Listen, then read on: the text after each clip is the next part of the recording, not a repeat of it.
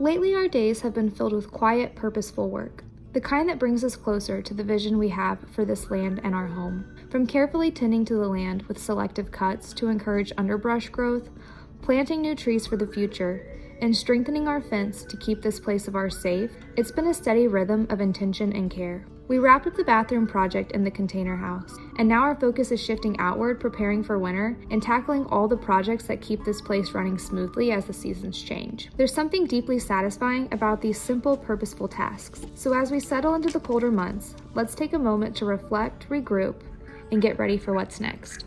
Don't you understand that we only get one life? I wanna make it count, honey. Come on now and take my hand.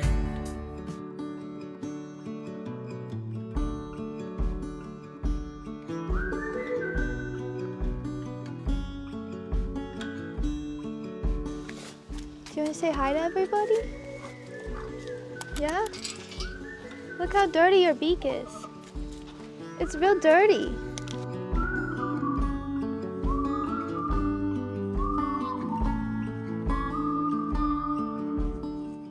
This morning, while I was putting up our Christmas tree, Cody was out working on clearing around our cedar trees to help them get a little extra sunlight and promote growth.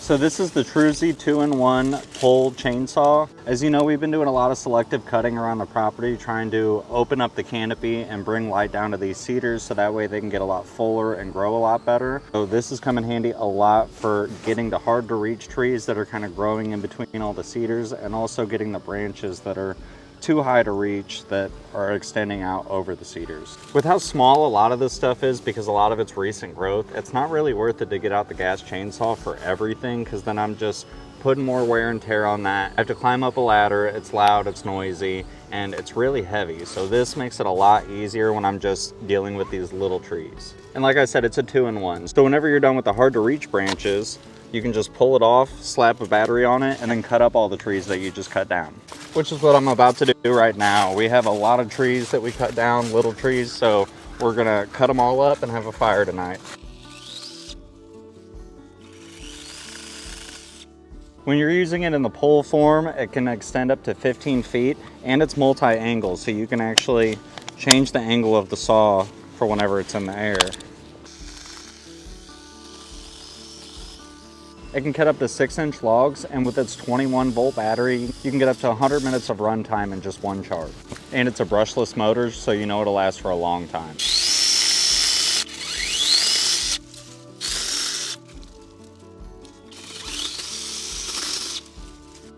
Summer's dad just recently retired, and they actually have some woods out at the back of their property as well. So he's been doing a lot of work out there too. So we're gonna be gifting him one of these for Christmas because of how much we love using ours. As usual, Summer's gonna put all the links down in the description in case you wanna get your own. And thanks again to Truzy for sponsoring today's video.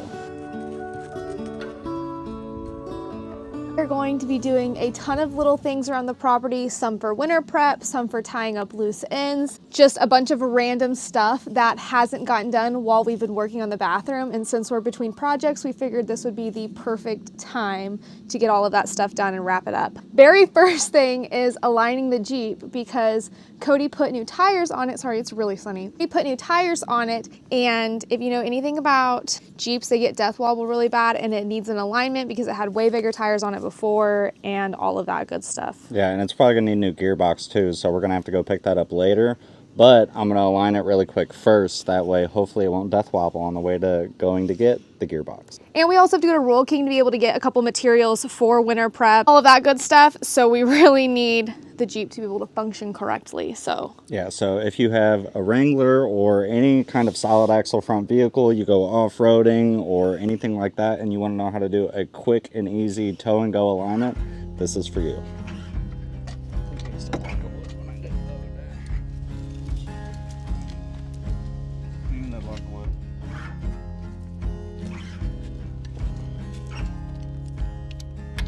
All right, so we jacked it up, we got a jack stand under it, and now we're gonna take the tire off.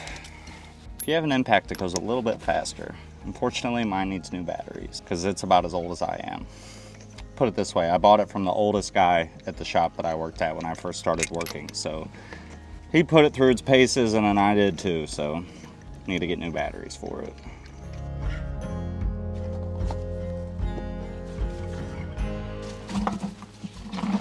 Always put the tire under the car, because if anything fails, that's your last safety point.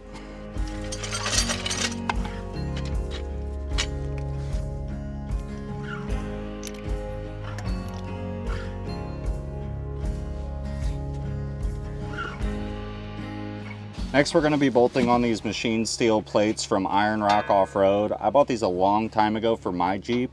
They're great if you go wheeling and, you know, you mess up your alignment while you're on the trail and then you still have to drive it home like you didn't trailer it there. You can do a quick and easy alignment with these to make sure you can drive home fine. So they're made by Iron Rock Off-Road. They have our measurements etched or engraved into the steel itself. So we're just gonna bolt it on here. If you have open-ended lug nuts, you don't have to worry about this, but we actually have locking lug nuts on ours because the 37s were really expensive. So we're just gonna put a washer on and then run our lug nut back down.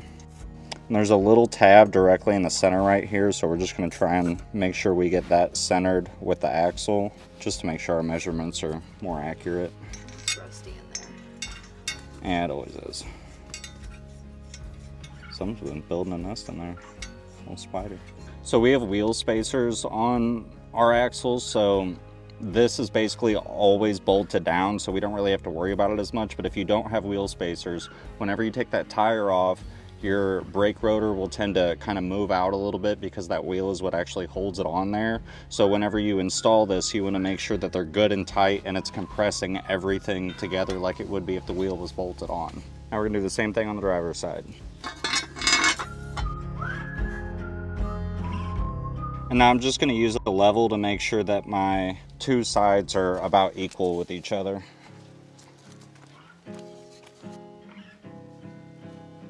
So you can see these little squared cutouts right here. So on the other side, that's where we have the end of our tape measure sitting. And then we're just going to measure to the same spot on this side. We'll measure front, and then we'll measure the spots on the back. And then we subtract the front from the back, and that tells us our alignment angle. So for the front, we got 71 3/8. And the back's always a little more fun because you got control arms and stuff you got to go around.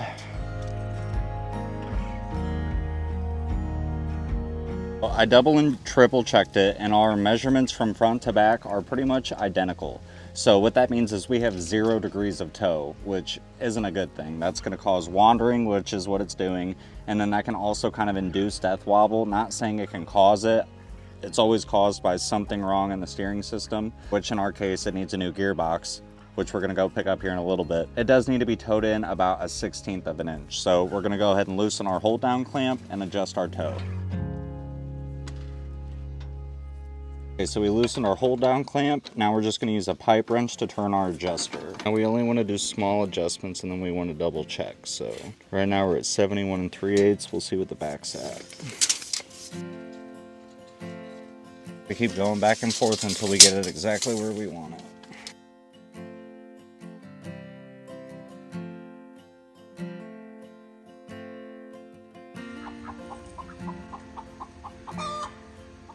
That would be the girls' egg song telling everybody that, hey, I just laid an egg. So I got it dialed in for 1/16 of an inch toe in. Now we're gonna take all this stuff back off, throw it back together. Oh, and tighten down our hold down clamp. And hopefully we're good to go. Tightening down the hold down clamp. And this just keeps this from turning so your alignment doesn't change.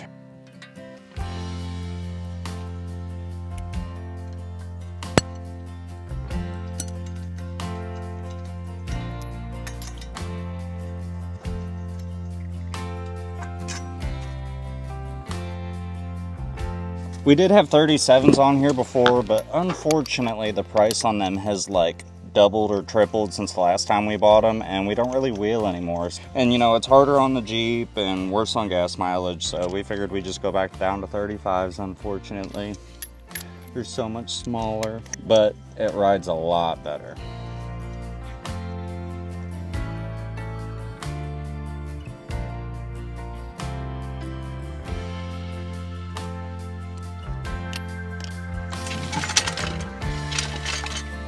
Now the same thing for this side.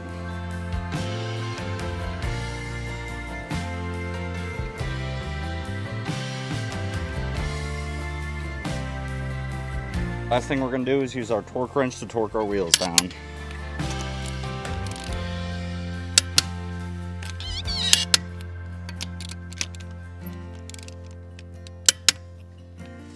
And always do it in a star pattern.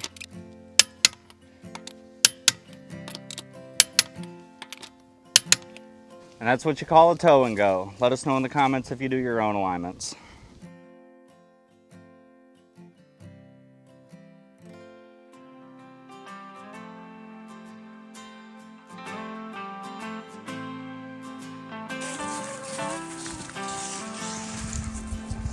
Dang, Snitch.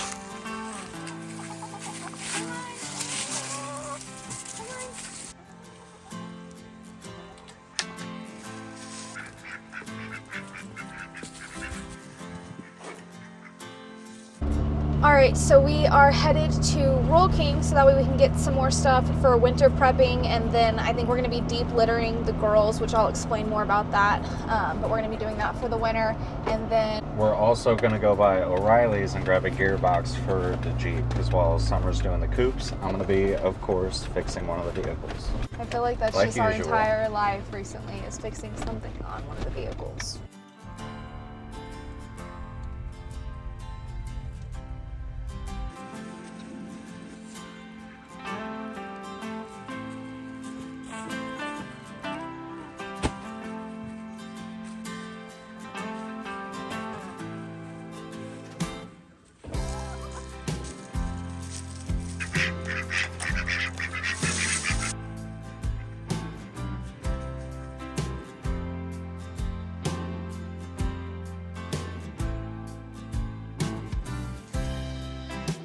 So in the wintertime, we like to do something called deep litter, which is basically just adding bedding on top of bedding until you get it to the thickness that you want. It helps keep the coops insulated and warm, especially as stuff underneath starts decomposing. It really brings up the warmth. And so in the winter, that's what we like to do with our coops. And then come springtime, we'll do a big coop clean out. I just cleaned the coops out probably about 2 weeks ago. So this is the perfect time to add more bedding on top of it. In the summer, we like to use coffee grounds because it really helps with the smell, especially with the sun beating down. But in the winter, we don't really have to worry about smell too much. So this last time that I cleaned them, I did hemp bedding, and then now I'm going to add pine shavings on top. I think I'm probably gonna add 2 bags. We'll see, I might add a bag and then in a week add another bag. But it'll just kind of depend on the thickness whenever I get in the coop and kind of see what's going on. So that's what we like to do. It helps keep the coops really, really warm, and then we don't really have to worry about, are the girls gonna freeze or not? They usually can retain their body heat pretty well and they're pretty hardy, but this is one way that we help kind of keep them warm in the winter. So I'm gonna get a couple of the bigger chunks of poop out before I add new bedding on. Let me get the wheelbarrow.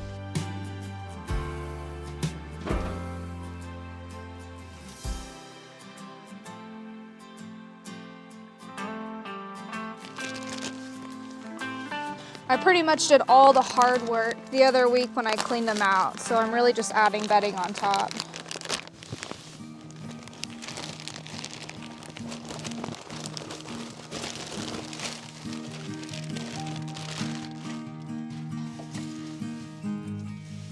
I'm gonna need to get something stronger than that.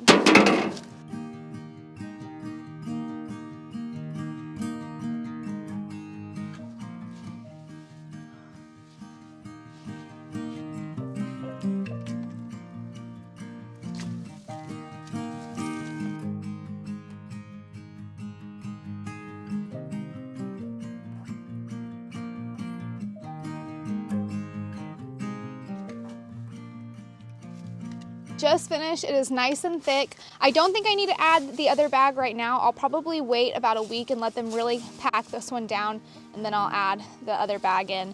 But then I really will only have to do it maybe once a month until spring. Just keep adding bedding once a month until spring.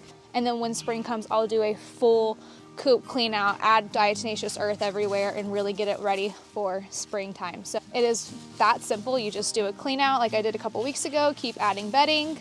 And yeah, that's pretty much it. It should keep them nice and insulated for the winter. Because we've had a lot of rain, you can see that their coop is kind of wet on the inside. The tarp blew off the other day and we didn't realize it until the next morning and the coop was soaked. I'm hoping it'll dry out the next few days and then I'll be able to add in more sand, but I really want it to dry before I do anything else. I'm just gonna kind of rake some of the leaves up, refill waters and food, and that's pretty much it, and I'll move on to the boys.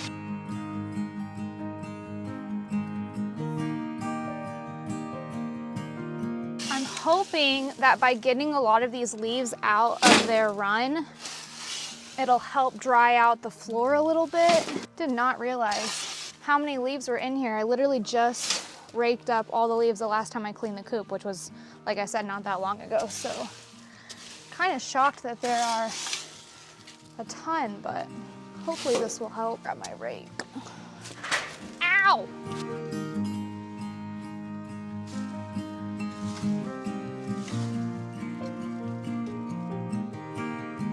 A lot of people ask what I feed the girls because we have a fairly decent amount of egg production, and I feed them scratch grains, all flock pellets, and dried worms, and I really beef up and add a lot more dried worms in the winter so that way they get extra nutrients and protein to help promote egg production. We're completely out, so I'm gonna go ahead and refill our tub and then put the extra back in our back stock.